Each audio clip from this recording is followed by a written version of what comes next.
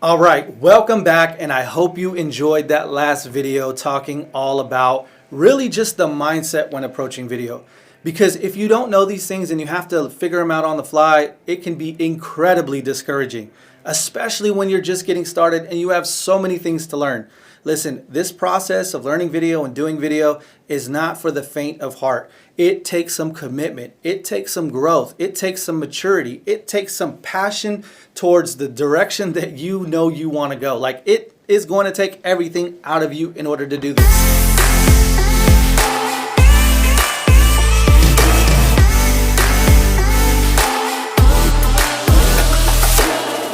In this video, we're going to cover the second biggest hang-up that I see most people struggle with, even including myself as a professional videographer with thousands and thousands of dollars of equipment. I got so much equipment and I still struggle with what gear should I use? What gear is the right gear? Now, I just want to expose a little bit why this is an issue, okay? Because I think this is going to be really helpful. You have to understand this. These camera manufacturers and people that sell camera gear are faced with the challenge year over year. How do I sell another camera for more money? How do I get people interested in this camera instead of last year's camera? And one of the best ways to do that is by putting down the quality or the use of the last year's model and saying, hey, this is a better model. This will help you achieve everything you want faster and more efficiently. You'll look more professional, and so on and so on. So knowing that, we have to be aware, we have to implement some self-discipline, and we have to be careful about what marketing tactics we're falling for, okay? The reality of it is this: you really do not need much. You don't need much. Matter of fact, most of us, all we need is this right here, and that is our cell phone, all right? Because the cell phones nowadays are incredibly more powerful because they're also competing with the same industry now. Most people buy the newer phones because of the camera in them, because of the quality of the camera. And because of that, now they're focusing on kind of going after the video market, the photo market, and they're increasing the quality of their cameras in order to compete with them. And guess what? It's working. So with that being said, the very first question is, man, Jesse, what camera should I get? And listen, there are a ton of options. Like I said before, do you go with Sony? Do you go with Fuji? Do you go with Nikon? How about Canon? Which one is the best? What if I want to shoot video and photos? Which one's good for that? Which one's not good for that? Which one has good lenses? Which one's good in low light? Which one can shoot slow motion? I mean, there are a ton. Which one's good for vlogging? Which one's good for corporate videos? Like, there are a ton of questions that you're going to ask. And this is why this is one of the biggest questions. What kind of camera do you use? Now, let me give you a little insider trick. A lot of times people see professional video like this, like the one I'm shooting on right now, and they'll say, man, what kind of camera is that? Now, the truth is, I'm shooting on an A7S III, which is a very expensive camera, especially for most people. It's a prosumer camera, and so it is a high-quality camera, but it's not necessarily the camera that's giving me the quality right now. See, what you don't see is I actually have several different lighting that is helping me.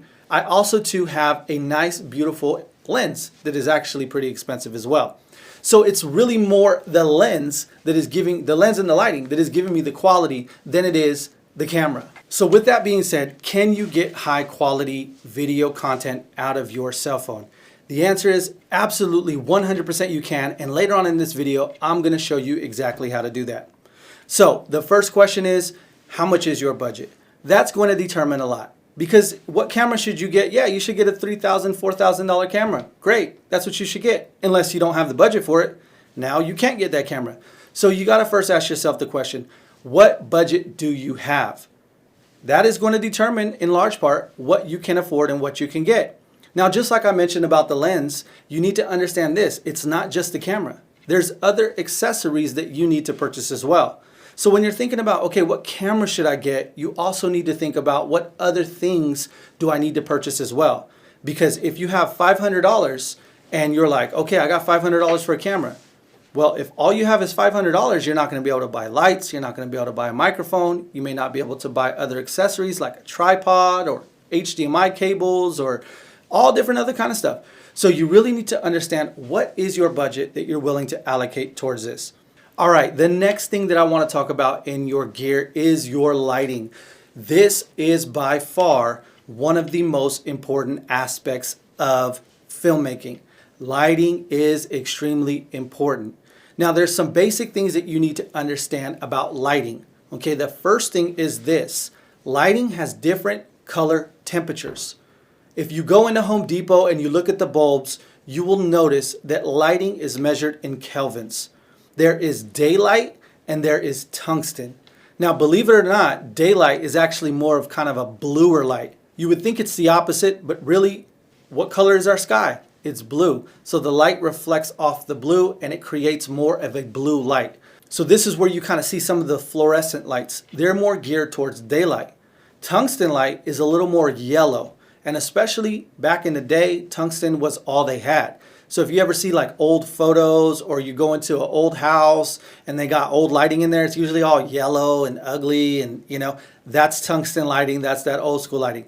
Now there is a use for tungsten lighting, okay? Even though it's kind of that ugly yellow, there's a way that you can use it to be effective. But you need to first understand this, is that there is a difference in color temperature and it's a scale. So it varies. It goes across the scale depending on the Kelvin number, okay? So that's important because when you're looking for lighting, you could get one light that's daylight and one light that's tungsten, try to put them together and you're wondering why it looks incredibly horrible. Like what the heck is going on? Why is this light this way and this, So you need to first understand that there's different temperature for all different types of lighting. And this is why a lot of video lights actually have a scale, an adjustable knob where they can go from daylight and switch all the way into tungsten and go back and forth. And you could even do a variation of them to get somewhere in the middle where it's kind of both. So that's really important to know.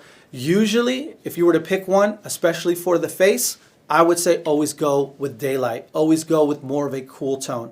There are several different affordable options that you can choose, and there are several different ways you could use them. One of the other things that you need to understand about light is intensity. Now, here's the thing about lighting, okay? Everybody thinks that, if it's well lit, then it's going to look beautiful. But that's not really true. Now, there's different use cases and they light things differently for different scenarios. But you need to understand this, that effective lighting is actually the balance between light and shadows. If there is no shadows, then it becomes uninteresting, it becomes flat, it becomes boring. It's like, wow, even if you look at this image right now, you will see several different shadows all throughout this image. You could see in the back area, you could see the color lighting, which is actually creating contrast between light and darkness. You can see even on the desk, there's some shadows. That is all intentional and on purpose, because if it was so well lit that there was no shadows anywhere, it would actually not look very good. And as a side note as well, when you have your main light shining on your face, I have it to this side. That's a reason why this side of my face is actually more well lit than this side of my face.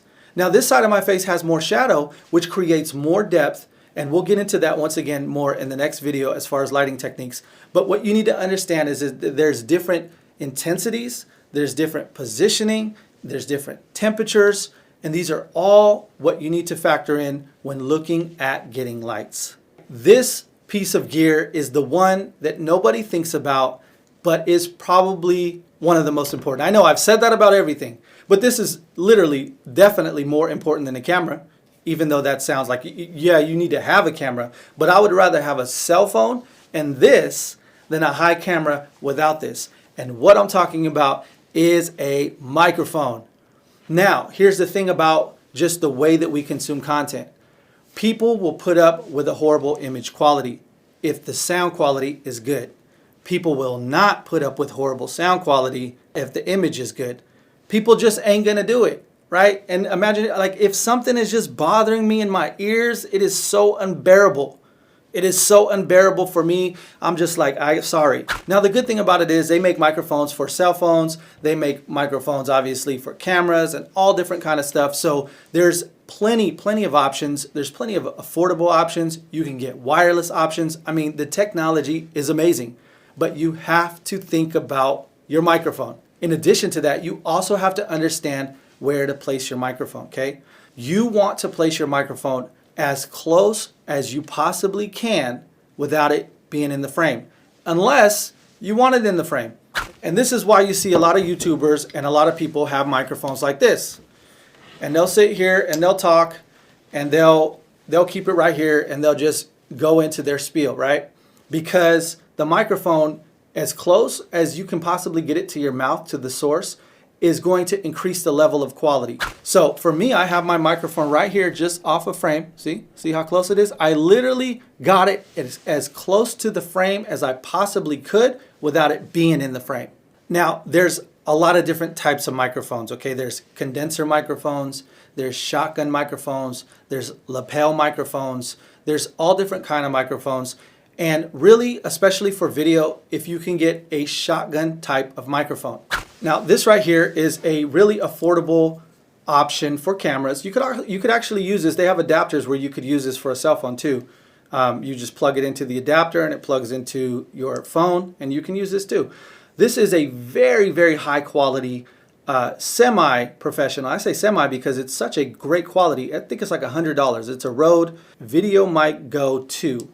This thing is awesome. This microphone really goes to work, and especially if you get it close to you, it sounds amazing. One of the reasons why they're like this, and if you look on the front of them, is they usually have a direction to where the audio comes in too, which means that everything on this side and everything on this side and everything behind it, it doesn't get picked up because that's not what they call the pattern of the microphone. Now, you might notice with a lot of microphones, they come with these little fuzzy things that go on there. So a lot of people are like, what are these little fuzzy things? Or you might see other fuzzy things like this. And you might be asking yourself, what's the deal with that? When should I use that? What is that? And basically what this is if you're ever recording outside and it's windy or there's a lot of wind, this will cut down the wind so that the wind doesn't blow on the microphone. And you'll actually be able to record in a windy environment with this thing on and not have it mess up the audio at all. Okay, now we know that there is no shortage of extras. There's always extras. Throw on the extras. Give me the extras. We all love extras, accessories, miscellaneous type stuff. Sometimes that could be the funnest stuff to get, to be honest with you. Like, I spend a lot of money on getting additional extra things that are just help me supplement and make my life easier. So there are a lot of additional extra things you can get. You can get a monitor if you have a camera, or even if you want to use a second monitor for your phone. You can get tripods, you can get sliders, you can get gimbals, you can get different kind of mounts to where you can mount your camera or your phone on a window, on a car, with a magnet. Like, I mean, there is no shortage of the amount of accessories that you can get wrapped up into with video. Now, it really depends. Do you need them? I don't know. I really don't. I mean, I think I do in a lot of cases, but who knows? But know this, that whatever you're trying to accomplish with your video, there's probably an accessory somewhere that does exactly what you need. What are some of the core essential accessories that I would say that you absolutely 100% need? You're gonna need a tripod. You have to. You're gonna need a tripod, okay? You have to have your camera be able to stand on something and be sturdy. So in the next video, we are gonna discuss the secrets to getting a professional image.